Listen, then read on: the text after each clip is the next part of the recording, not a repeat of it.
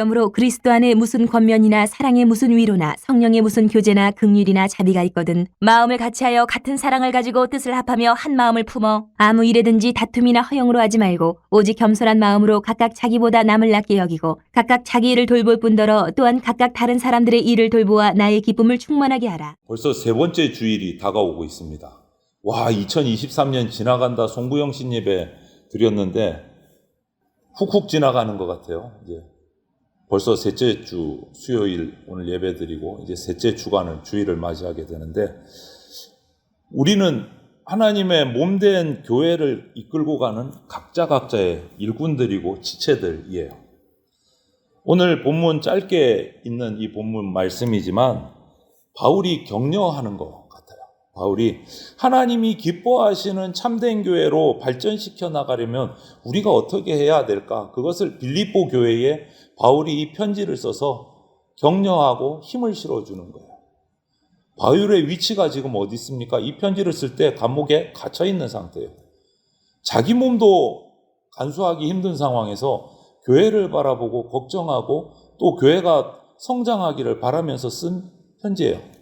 그리고 특별히 오늘 이 본문은 하나님이 기뻐하시는 교회가 되자, 우리 힘 좀 내자, 이렇게 힘을 실어주는 본문이에요. 그러면 이 본문에서 우리는 또 받아야죠. 그럼 우리 교회는 어떻게 해야 하나님께서 기뻐하시는 교회가 될까? 그 교훈을 우리가 받는 교훈으로 받아야 된다. 이 빌립보 교회의 시작은 루디아라는 한 여인의 집에서, 가정에서 시작이 됐습니다. 빌립보를 방문한 바울의 복음을 듣고 이 여인이 자기 가정을 열었어요. 와서 말씀을 전해 주십시오. 그렇게 시작돼서 한 명 한 명 모여서 예배를 드리게 되고 교회를 이루게 됐어요.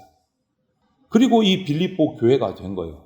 이 빌립보 교회를 향해서 떠나 있으면서도 기억하면서 교회를 위해서 편지를 쓴 거예요.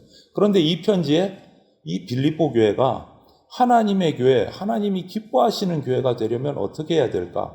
그 내용을 오늘 본문에서 알려주고 있는 겁니다. 우리가 그 말씀을 받으면 좋겠어요. 제목이 하나님의 교회에 되어 있는데 꼭 이 이단이라는 사람들이 꼭 좋은 말은 쏙쏙 빼갖고 우리가 쓰기 참 껄끄럽게 만들어요. 성경에 있는 말씀인데. 신천지도 분명히 새하늘과 새 땅 우리 성경에 있는 말씀인데 쏙 빼가지고 자기들이 쓰니까 우리가 또 함부로 쓰기도 또 걱정스럽기도. 하나님의 교회도 마찬가지. 이 길 건너편에 있어요. 성경에 있는 말씀이에요. 우리가 하나님의 교회지 저 사람들이 하나님의 교회가 아니에요. 성경을 잘못 이해한 거예요. 안타깝지만 불쌍한 분들이요. 그러면 진짜 하나님의 교회다운 교회는 어떤 교회가 될까? 오늘 이 본문에서 우리가 살펴야 돼요. 먼저 2절에서 우리가 볼 수 있는 것은 마음을 같이 해요. 하나님의 교회 성도들은 마음을 같이 합니다. 우리 옛말에도 있잖아요. 도둑질도 손발이 맞아야 된다. 세상의 모든 일, 세상 일도 마음과 뜻이 서로 맞아야 힘을 합해서 뭔가 좋은 결과를 얻어낼 수 있다라는 말이잖아요. 그리고 중국 고어에도 그런 말이 있어요. 중국에도 마음을 같이 하는 친구 셋만 얻으면 천하를 얻을 수 있다. 이건 또 중국의 호사성어에도 있어요. 둘 다 마찬가지죠. 그 의미는 뭡니까? 역시 한 마음으로 뜻을 모으면 못 해낼 일이 없다. 한 마음으로 뜻을 모으면. 이처럼 여러분 세상 일을 하는 데 있어서도 마음이 하나가 돼야 일을 이룰 수가 있는데 하물며 우리 사람의 일이 아니고 하나님의 일을 하는데 마음을 하나로 합한다. 이거는 뭐 더 말할 필요가 없는 거예요. 더 말할 필요. 우리는 성령의 역사하심으로 공통된 목표를 향해서 나가는 모임이 성도, 거룩한 무리, 교회, 그 성도들이 모인 공동체를 교회라고 불러요. 우리의 목표는 어디 있습니까? 천국이에요. 이 세상에서 잘 먹고 잘 살다가 끝나는 인생이 아니다라는 거죠.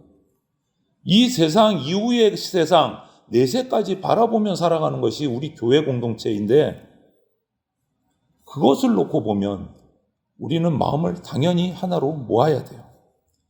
그래서 오늘 본문에서 볼 수 있듯이 사랑으로 하나 되어야 돼요. 사랑. 같은 사랑을 가져야 돼요.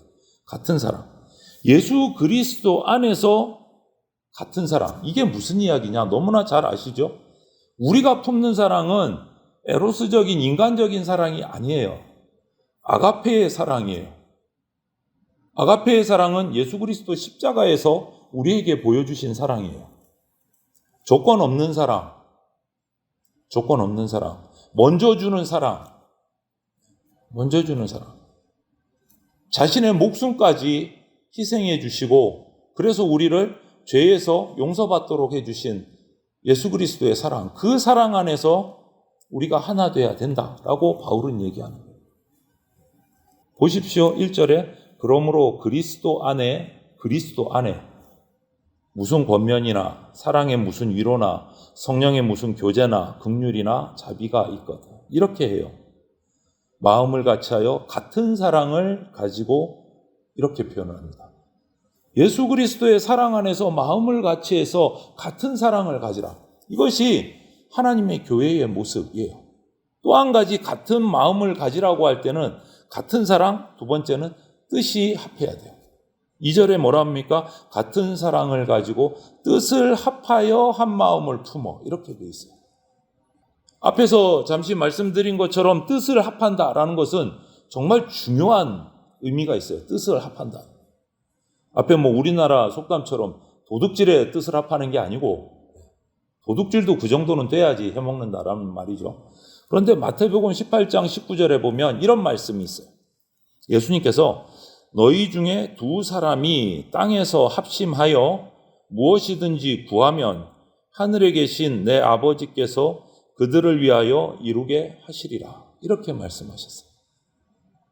예수님이 이 땅에 오셔서 우리에게 주신 말씀이에요. 이처럼 뜻을 합하면 하나님의 일을 위해서 뜻을 합하면 그 결과는 정말 기가 막힌 주님의 역사로 일어난다. 주님의 역사. 그 신뢰들이 수없이 많지만 우리가 성경에서 굳이 찾아보자면 마가 다락방에 모인 120명의 성도들의 합심 기도의 장면을 볼 수가 있어요. 예수님이 십자가에 죽으시고 사흘 만에 부활하셔서 40일 동안 이 성도들에게 부활하신 몸들을 직접 다 모이시고 그리고 구름을 타고 승천을 하셨어요.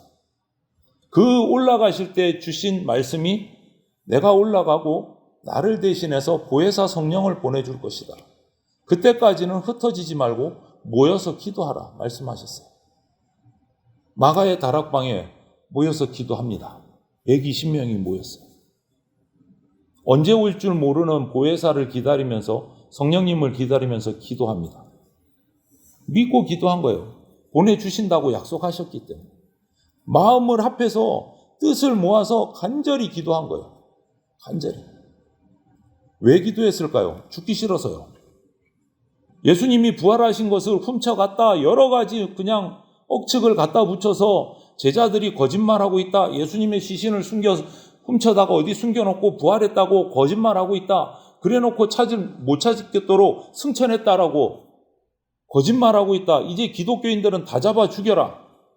그때의 상황이에요. 나갈 수가 없어요. 흩어질라 그래도. 숨어서 마가다락방에 숨어가지고 벌벌 떨면서 기도할 수밖에 없는 거예요. 나가기가 싫어요. 나갈 수가 없어요. 목숨 걸고 나가야 돼요.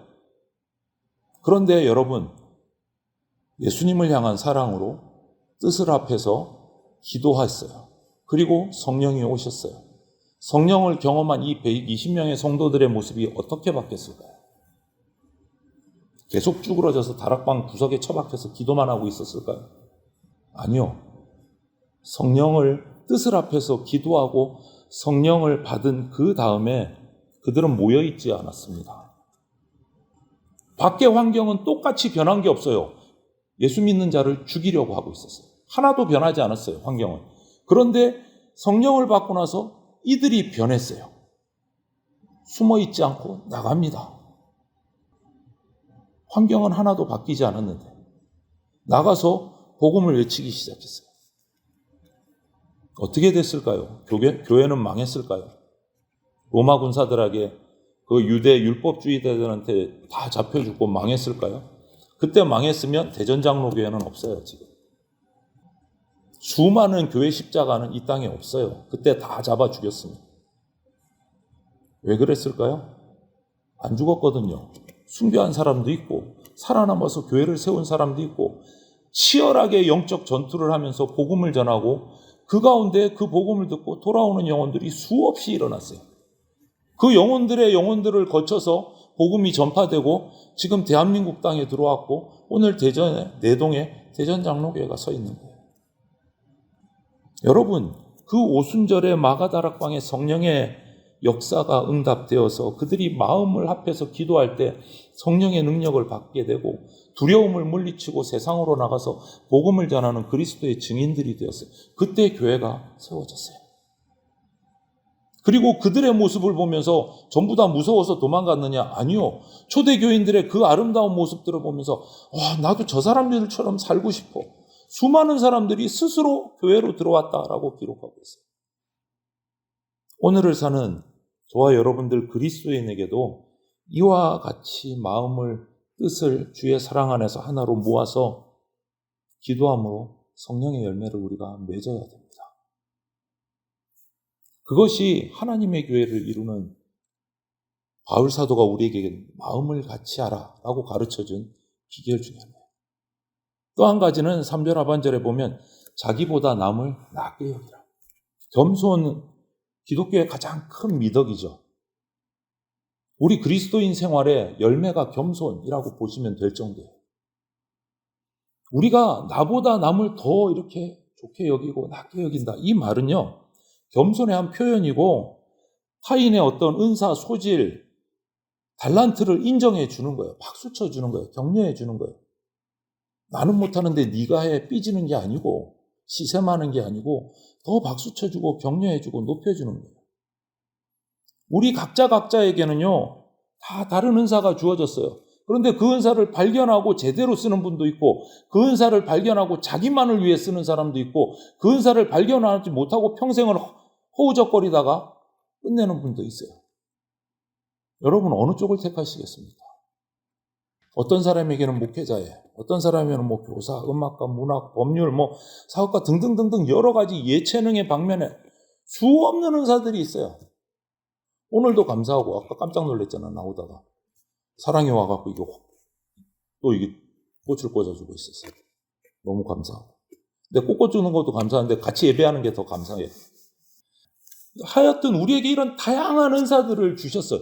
이것을 깨닫지 못하고 살아가면 정말 안타까운 거고 깨달았는데 나만 위해 사용하다가 살면 정말 답답한 거고 그런데 깨달았는데 그것을 베풀고 사용하고 하나님 나라를 위해서 사용하면서 더 살면 너무너무 복된 거고 여러분 하나님의 교회는요 누구 한 사람의 힘으로 되는 게 아닙니다. 어느 한 특정 부서 그 부서를 중심으로 교회가 그렇게 되면 올바른 교회가 되지 못해요. 장년부, 청년부, 우리 청소년부, 유년부, 성가대, 또 각 부서들, 이 모든 조직들이 오케스트라 연주처럼 정말 아름답게 협연을 해서 하모니를 이루어 가야 하나님이 기뻐하시는 진짜 하나님의 교회가 됩니다. 바울은 이것을 정말 또 고린도전서 12장에 보면 너무 알기 쉽게 표현을 했어요. 좀 길지만 제가 성경을 읽어드리겠습니다. 몸은 한 지체뿐만 아니요 여럿이니 만일 발이 이르되 나는 손이 아니니 몸에 붙지 아니하였다 할지라도 이로써 몸에 붙지 아니한 것이 아니요 또 귀가 이르되 나는 눈이 아니니 몸에 붙지 아니하였다 할지라도 이로써 몸에 붙지 아니한 것이지 아니니 만일 온몸이 눈이면 듣는 곳은 어디며 온몸이 듣는 곳이면 냄새 맡는 곳은 어디냐. 그러나 이제 하나님이 그 원하시는 대로 지체를 각각 몸에 두셨으니 만일 다 한 지체뿐이면 몸은 어디냐. 이제 지체는 많으나 몸은 하나라. 눈이 손더러 내가 너를 쓸 데가 없다 하거나 또한 머리가 발더러 내가 너를 쓸 데가 없다 하지 못하리라. 여러분 전부 다 눈이면 우리는 뭐예요? 괴물이에요. 전부 다 머리면 그것도 괴물이에요. 전부 다 발이 될 수도 없고 전부 다 손이 될 수도 없어요. 하나님이 각각의 지체를 주셨고 그 지체가 한 몸을 이루어서 각각의 할 일들을 할 때 아름다운 사람이 되는 거예요. 하나님이 창조하신 아름다운 사람이 되는 거예요. 머리가 발 보고 발이 머리 보고 욕할 수도 없고 타박할 수도 없어요. 서로 존경하고 서로 인정해줘야 되는 거예요. 이렇게 각자에게 주어진 은사와 사명이 다 제각각이에요. 그렇기 때문에 각각의 인격을 존중해줘야 되고 각각의 사명도 인정해줘야 되고 은사도 인정해주고 서로 아껴주는 자세가 교회 공동체는 반드시 필요합니다. 그것이 하나님의 교회의 진짜 모습이에요. 그런데 오늘날 사회는 안 그런 것 같아요. 저도 사회생활 해봤지만 치열하게 전부 다 1등 하려고 그래요. 다 1등하면 꼴찌는 누가 해요? 꼴찌도 있어야 되거든요. 그러니까 이상해져 가는 거예요. 성경은 그렇게 말하지 않아요. 각자에게 주어진 자리가 있고 은사가 있다. 그것을 인정하고 아껴주고 서로 세워줘야 된다. 그것이 하나님의 교회가 진짜 하나님의 교회가 되는 두 번째 방법이에요. 자신보다 남을 더 높여주는 것, 여겨주는 것. 그리고 마지막 한 가지는 각자의 자리에서 각자가 받은 사명에 충성하는 것. 충성하는 것. 남의 은사 부러워할 필요도 없고 내가 받은 은사를 가지고 충성하는 것. 그것이 하나님의 교회를 이룬 세 번째 비결이에요. 사명에 충성한다는 것은요, 이런 측면이 있어요. 자기 일을 돌아보는 게 있어요. 첫 번째는.